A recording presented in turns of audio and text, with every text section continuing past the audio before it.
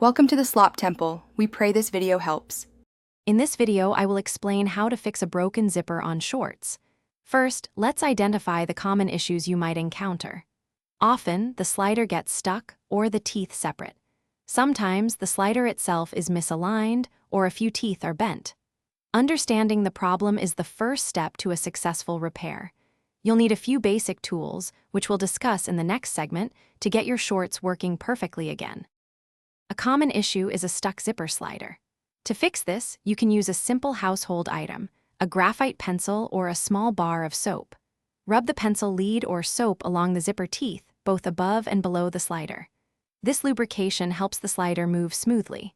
If the slider is misaligned, gently use a pair of needle nose pliers to squeeze the back of the slider, closing the gap slightly. This often realigns it, allowing it to glide freely.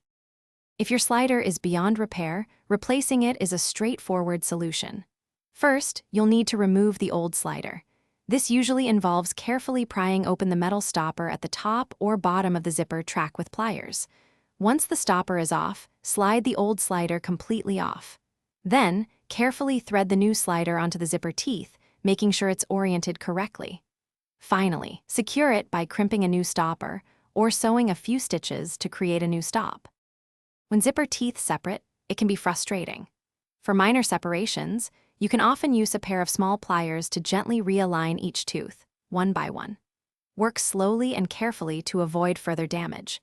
However, if several teeth are missing or severely damaged, a full zipper replacement is usually the most effective and durable solution. This involves carefully removing the old zipper and sewing a brand new one into your shorts, ensuring a lasting repair. Thanks for watching. Consider subscribing if we helped you.